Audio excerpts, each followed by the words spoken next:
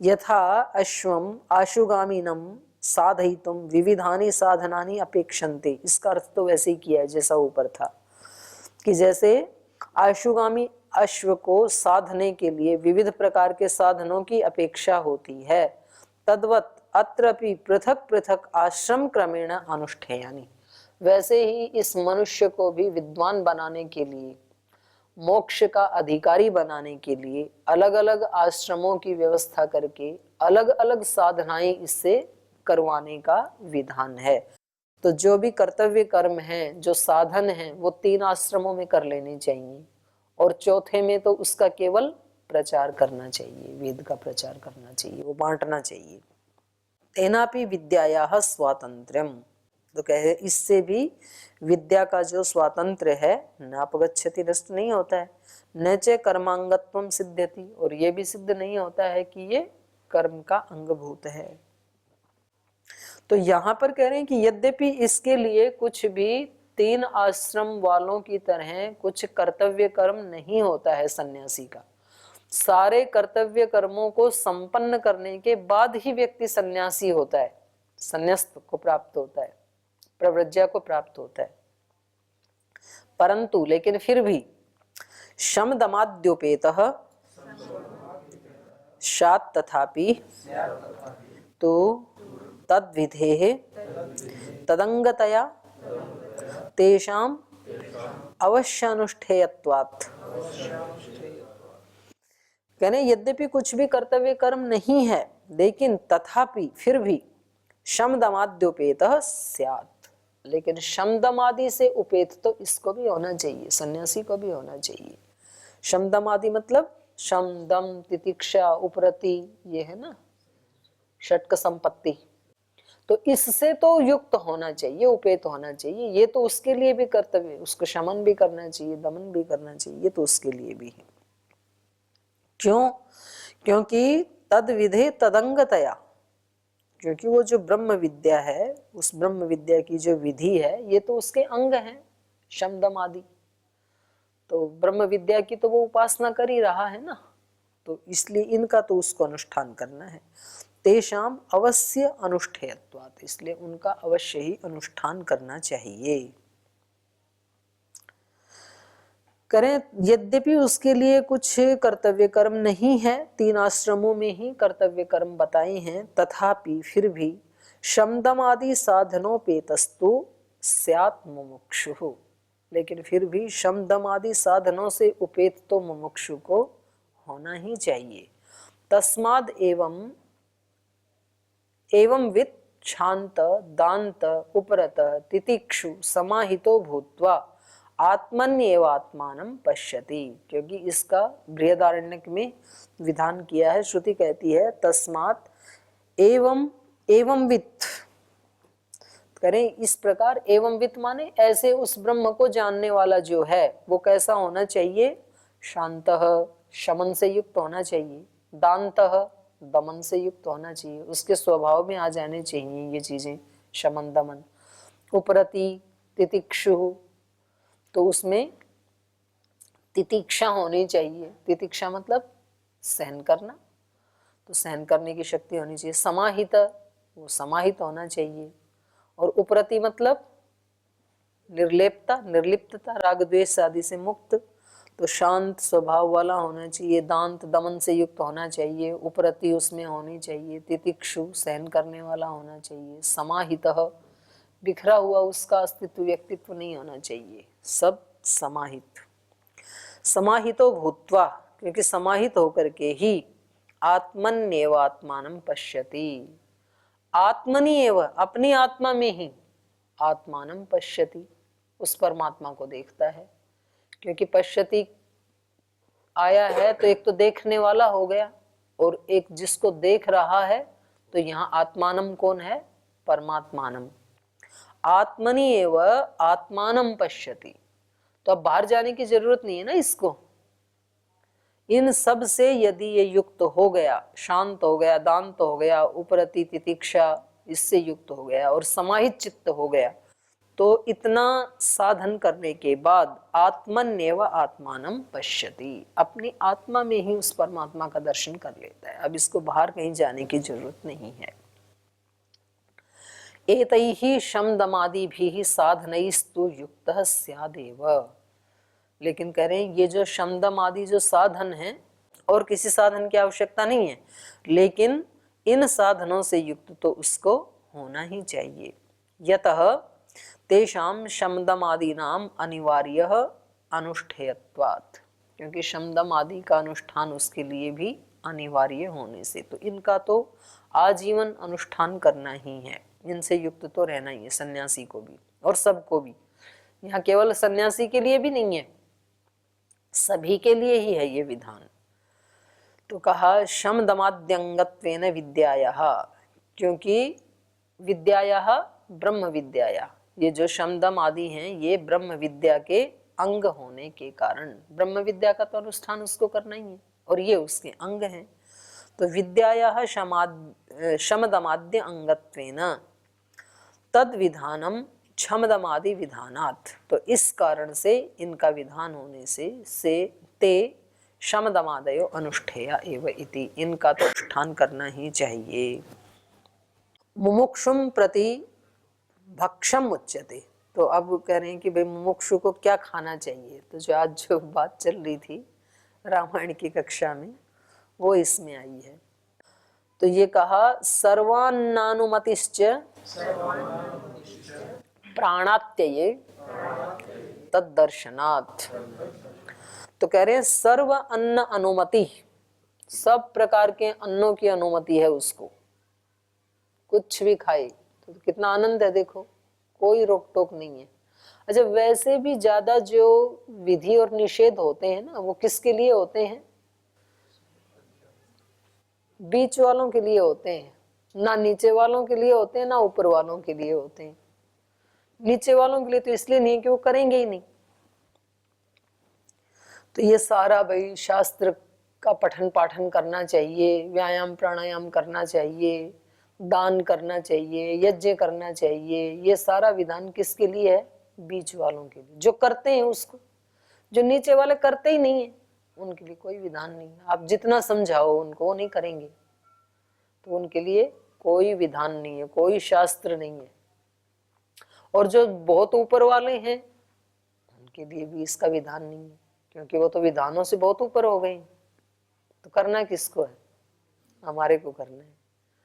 तो सारे नियम लागू होते हैं बीच वालों के लिए, मध्यम वालों के लिए, क्योंकि अब नीचे वो जा नहीं सकता है और ऊपर आने के लिए ये सब करना पड़ेगा। तो सारी बातें लोक में देख लो, टैक्सेशन आदि जो भरना है कौन भरता है? बीच वाले भरते हैं। छोटे वाले तो इसलिए नहीं भरते, उनके पास कमाई नहीं है, क्यों भरेंगे? बड़े वाले इसलिए नहीं भरते हैं कि वो ही चलाते हैं उनको, टैक्सेशन लेने वालों को, सरकारों को। वो भी नहीं देते, इधर उधर से रास्ता निकाल लेते हैं, देते नहीं है। तो देना इनको पड़ता है।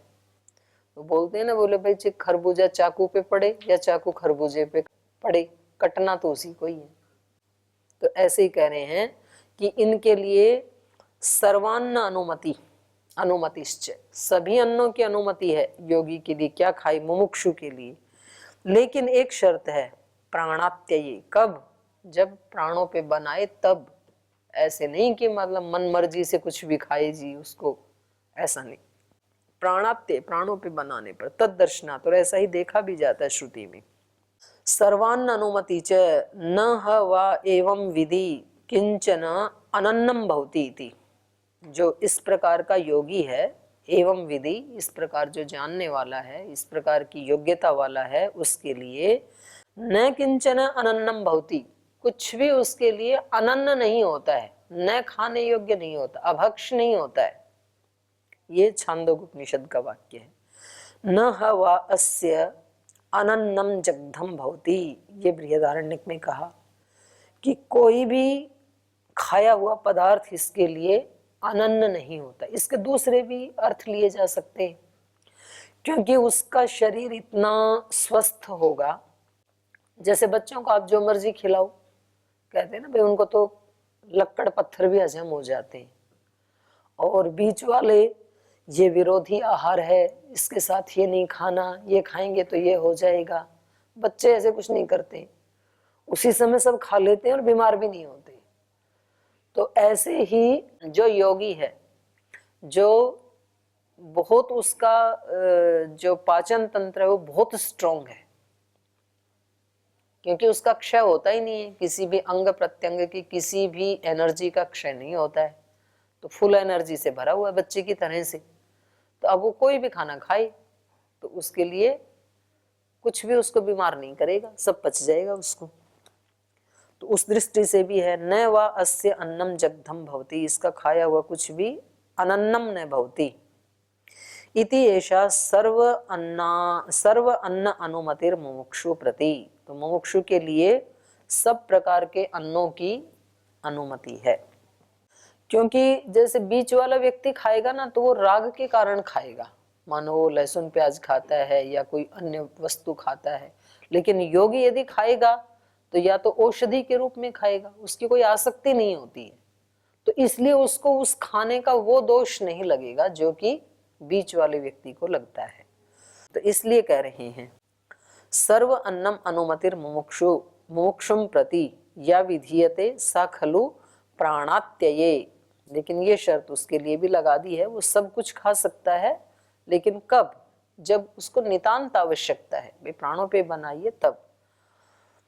प्राण नाश अवसरे, प्राण का नाश हो रहा हो, भाई शरीर ही चला जाएगा, और ये इधर प्रतिज्ञा करके बैठे हैं कि मैं तो लहसुन प्याज बिल्कुल नहीं खाऊंगा, और इधर हार्ट की बीमारी है या अस्थमा आदि है, तो उसकी आवश्यकता है फिर। तो कह रहे हैं तब खाना चाहिए प्राण नाश अवसरे, जब जीवन ही खतरे में है, प्राण ही खतरे में है, तब नाश हो रहा है तब। प्राण नाश भये प्राण संशय मंतव्या, प्राण का नाश हो रहा हो तो उस स्थिति में प्राण जा रहे हो, वो संशय की जो स्थिति है, तो वहां पर इसके लिए कुछ भी अनन्न नहीं होता है, सब खा सकता है। तद दर्शनात्, और वैसा शास्त्र में भी देखा जाता है, उसकी अनुमति देता है। तदित्थम श्रुतौ दर्शनात्, इस प्रकार की श्रुति के देखे जाने से, दृश्यते ही श्रुतौ प्राण संशये अभक्ष भक्षणम, जब श्रुति में भी ये देखा जाता है कि जब प्राण खतरे में आ गए तो जो अभक्ष था वो भी खाने योग्य हो गया, भक्षणम। तो उसका उदाहरण दे रहे हैं ये, मटची हतेषु पुरुषु आटिक्या जायया उशति तर्हि चाक्रायणः। तो ये उस स्थान का नाम है, मटची हतेषु कुरुषु, मचटी हत माने जहां बहुत ओलावृष्टि आदि हो गई थी, ओला आदि से सब आहत हो गया था। मटची हतेषु, ओलावृष्टि आदि से सब ध्वस्त हो गया था, आहत हो गया था कुरुषु, कुरु प्रदेश में। तब आटिक्या जायया सह छूट गए, यहाँ पर मापाठ में सह भी है। तो वहां घूमते हुए, पत्नी के साथ घूमते हुए जो उशस्ति है चाक्रायण, उशस्ति चाक्रायण नाम के जो व्यक्ति हैं, पत्नी के साथ घूम रहे थे कि भाई कुछ खाने को मिले, क्योंकि तपस्वी थे, कुंभीधानी रहे होंगे, और वो सब नष्ट हो गया ओलावृष्टि आदि में, तो क्या करें? तो बिल्कुल प्राण जाने लगे भूख के कारण। तो फिर इभ्यम कुलमाशान खादंतम विभिक्षे, इभ्यम, इभ्य कहते हैं महावत को, तो महावत जो कि कुलमाशान खादंतम, कुलमाश खा रहा था वो, तो उस खाते हुए के पास विभिक्षे, इन्होंने भिक्षा मांगी कि भाई कुछ दे दो हमें। तम हो वाचे, तो इनसे उशस्ति चाक्रायण से उसने कहा, महावत ने कहा, न अतो अन्ने, ये जो मैं खा रहा हूं ना, इससे अतिरिक्त नहीं है मेरे पास, न अतो अन्ने विद्यन्ते, मेरे पास इससे ज्यादा कुलमाश नहीं है। यच्चेम उपनिहिता इति, जो मेरे पास यहाँ कटोरे में है बस इतने ही मेरे पास उपनिहित हैं, इससे ज्यादा नहीं है। तो उन्होंने कहा एतेषाम में देहि इति हो वाचे, बोले इन्हीं में से ही दे दो, जो आप खा रहे हो ना भाई इन्हीं में से ही दे दो। तो उसने कहा झूठे हैं, लेकिन फिर भी उसने मांग लिया, तो दिख ही रहा है झूठे हैं। तान अस्मै प्रददौ, तो उसने दे दिया, ठीक है झूठे खा सकते हो तो ले लो। तान अस्मै प्रददौ, और फिर कहा हंतान अनुपानम इति, तो बोले भाई ये खा रहे हो तो अनुपानम, इसके पीछे थोड़ा पानी भी तो ले लो, इति ऐसा उसने कहा। तो इसने उत्तर दिया उच्छिष्टम वही मैं पीतम स्याद इति, यदि मैं पानी पीऊंगा तो झूठा पीने वाला बन जाऊंगा मैं, तो मेरे ऊपर ही दोष आ जाएगा कि ये झूठा पानी पीता है, क्योंकि झूठा पीना या पिलाना, खाना या खिलाना दोनों ही निंदित माने गए हैं शास्त्र में। तो वो कुलमाश तो खा लिए और पानी के समय बोले यदि मैं इसको पीऊंगा तो उच्छिष्टम वही में पीतम स्याद इति होवाच न स्विद एते अपि उच्छिष्टा इति, तो बोले कुलमाश भी उच्छिष्ट नहीं थे क्या, ये झूठे नहीं थे। उसको आश्चर्य हुआ, वो कुलमाश खा गया और पानी के लिए बोल रहा है कि ये उच्छिष्ट है। तो इससे ये पता लग रहा है कि भाई वो कुलमाश तो इसलिए खाए, वो खुद ही कह रहे हैं नैस्विद एते अपि उच्छिष्टा इति, ये भी झूठे नहीं थे क्या। न व अजीविष्यम ईमान अखादन इति, बोले यदि इनको नहीं खाता तो जिंदा ही नहीं रहता, वो तो प्राणों पे बनाई थी ना, इसलिए खाया। इति होवाच कामो म उपपानम इति, लेकिन उपपान के लिए आवश्यकता नहीं है, अब प्राण नहीं जाएंगे पानी के बिना, ये नहीं खाता तो प्राण चले जाते। तो कई बार व्यक्ति ऐसे बोल देता है, मानो किसी व्यक्ति ने किसी परिस्थिति विशेष में, किसी धर्म संकट में आकर के कोई ऐसा कार्य किया हो कि भाई वहां कोई ऑप्शन ही नहीं था, और फिर कोई व्यक्ति कहे कि जी आपकी कोई प्रतिज्ञा तो है नहीं, आपने तो उस समय भी तो ऐसे किया था, तो अभी भी कर लो। तो ये कोई तरीका थोड़ी है भाई, पता नहीं उस किस परिस्थिति में, किस मजबूरी में किस व्यक्ति ने क्या कहा होगा। दूसरे आपने वहां भी तो झूठ बोल दिया था, तो भाई वहां किसी की जान पे बनाई होगी, वो झूठ बोलने से कोई बहुत कोई बड़ा कार्य सिद्ध हो रहा होगा, तो हो सकता है कि उसने बोल दिया हो। फिर बोल झूठ तो बोलते ही हो तो यहाँ भी बोल दो, क्या जाता है आपका, आप तो झूठ बोलने वाले ही हो। तो ऐसे नहीं है, कोई कार्य जब प्राण पे बन आए उस समय यदि उसने कोई अभक्ष का भक्षण कर लिया तो उसको दोष नहीं माना जाएगा, ये इसका शास्त्र भी प्रमाण है। लेकिन जानबूझ करके अभक्ष का भक्षण करना या अकर्तव्य का कार्य करना तो ये उचित नहीं है, इसकी अनुमति शास्त्र नहीं देता है। तो कह रहे हैं इत्यत्र इभ्यात उच्छिष्टान कुलमाशान याचित्व उशस्ति चाक्रायण प्राण संशये हेतुम उक्त्वा चखाद। तो कह रहे हैं यहाँ पर ये जो महावत था उससे उच्छिष्टान कुलमाशान याचित्वा, उससे झूठे कुलमाश को मांग करके उशस्ति चाक्रायण प्राण संशये हेतुम उक्त्वा, उनसे मांग करके उन्होंने ये बताया कि जब प्राण संशय में पड़ जाएं, प्राण का नाश होने लगे, तब खाना चाहिए। इत्युक्त्वा चखाद, ऐसा कह करके उसने खाया। तदित्थम अभक्ष्य भक्षणम प्राण संशये मुमुक्षुणाम कर्तव्यम अस्ति। तो स्पष्ट कर दिया ना कि मुमुक्षु के लिए अभक्ष्य भी भक्षण के योग्य कब होता है, जब प्राण खतरे में पड़ जाए, तो फिर सब कुछ उसके लिए खाने योग्य है। नहीं एतत् ब्रह्म विद्याया विरोधी कृत्यम, तब ये ब्रह्म विद्या का विरोधी कृत्य नहीं बनेगा, ये तो आपकी उसके अनुकूल नहीं है। तो कह रहे नहीं, उस समय सब अनुकूल है, किंतु तत्सहकारित्वम एवं भजते, बल्कि उसके ब्रह्म विद्या के सहकारी ही माने जाएंगे ये अभक्ष भक्षण भी, क्योंकि उससे प्राण बचेगा, प्राण बचेगा तो ब्रह्म विद्या का अनुष्ठान होगा, तो सहकारी बना ना ब्रह्म विद्या के अनुष्ठान में। तो इससे क्या निकल के आया कि ब्रह्म विद्या अंगभूत ही है। और यहाँ पर जो मुमुक्षु है, जो सन्यासी है, उसके लिए 3 आश्रमों वालों की तरह से कोई बहुत कठोर नियम नहीं है, क्योंकि वो उनसे ऊपर उठ गया ना। तो इसलिए उसका आहार आदि उसमें एक परिस्थिति विशेष में यदि वो कोई ऐसे अभक्ष का भक्षण भी करता है तो उसको कोई दोष नहीं लगेगा, लेकिन बाकी तीन के लिए नहीं कहा कि सब लोग ही ऐसे करने लगे, तो उनके लिए यहाँ ऐसा नहीं है। अबाधाच्य, और कह रहे हैं इससे आहार संबंधी जो श्रुति है वो बाधित नहीं होती है।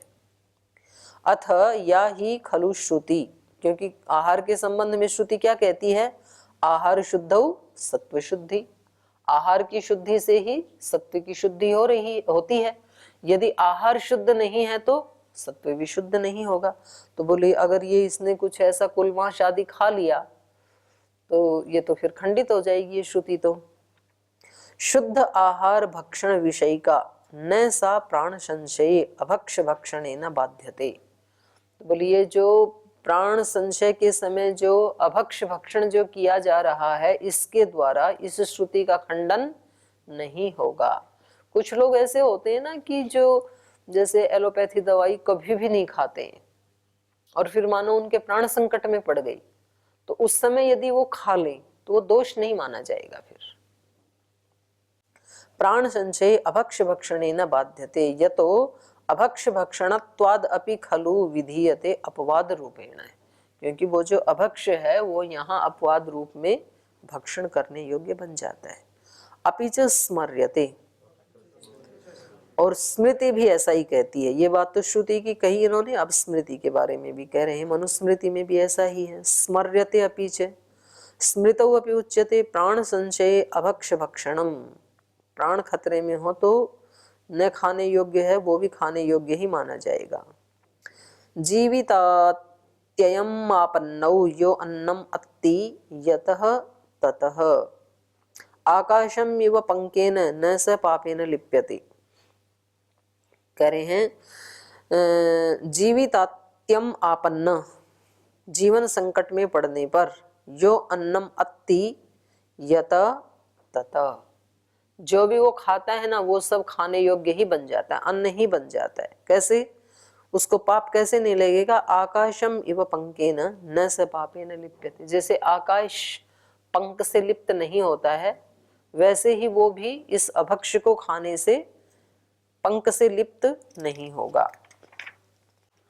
अप्राण संशयेतु निषेधो अभक्ष भक्षणस्य इति ज्ञाप्यते।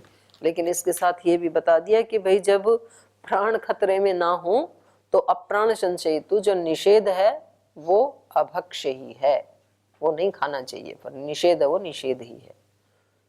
शब्दश्चातो कर्मकारे, कामकारे, और करें अतः इसलिए शब्दश्च माने शब्द प्रमाण भी कह रहा है अकामकारे। अकामकारे मतलब यथेच्छ भोजन नहीं करें, ये शब्द प्रमाण भी ऐसे ही कह रहा है। अतः इस कारण से जब तक कोई ऐसी आपत्ति ना हो, कोई ऐसी इमरजेंसी ना हो, जब तक कोई ऐसे प्राण या जीवन संकट में ना पड़े तब तक अकामकारे यथेच्छ भोजन ना करें।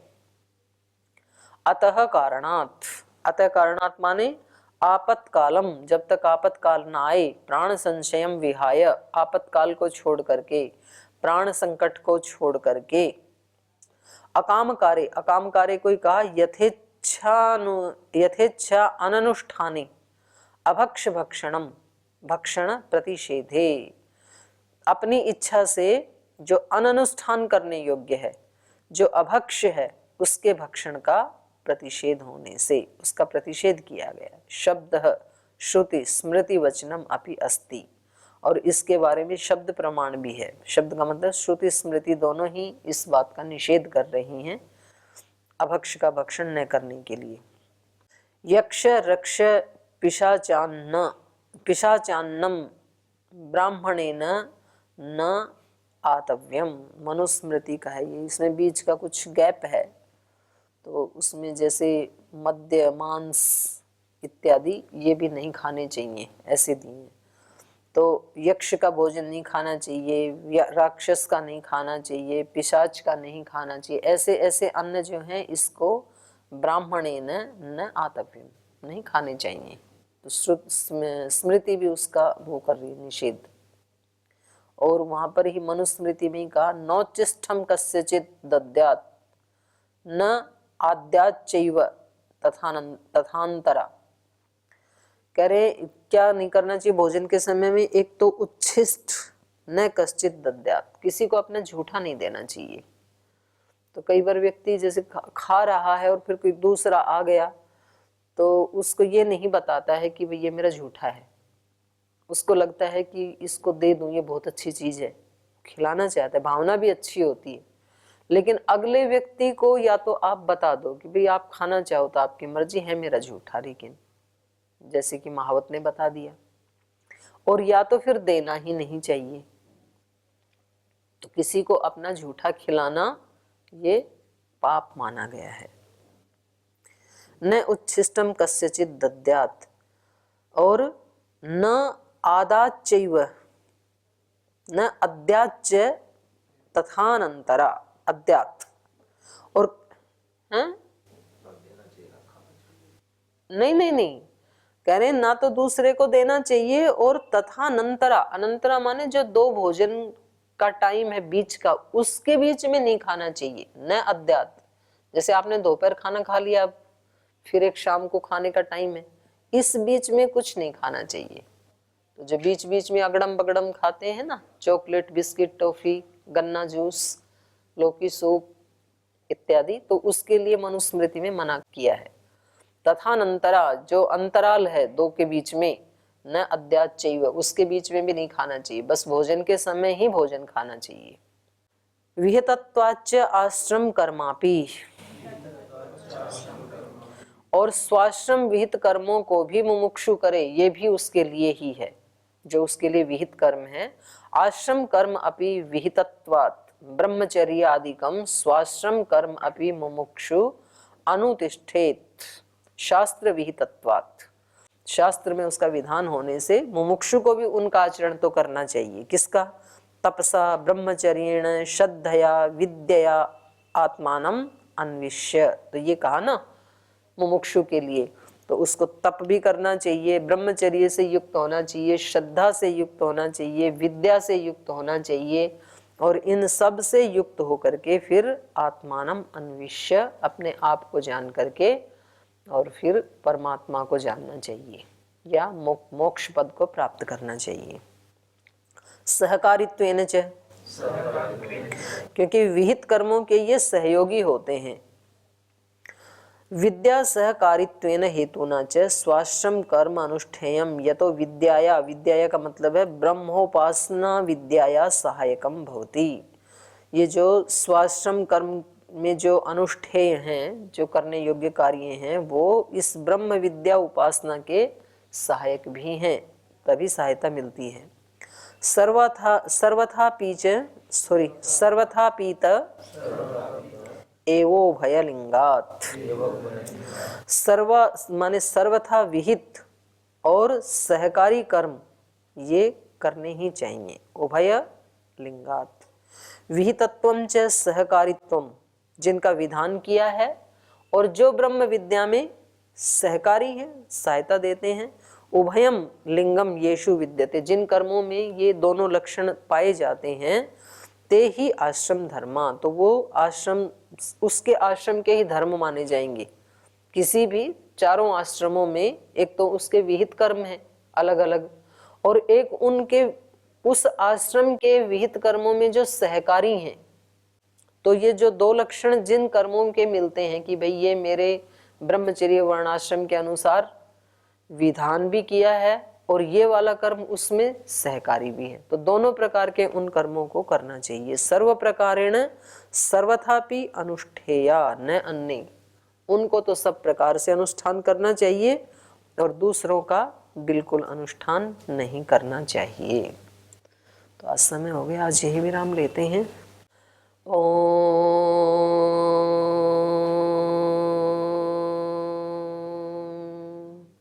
शांति शांति शांति। श्री गुरुभ्यो नमः।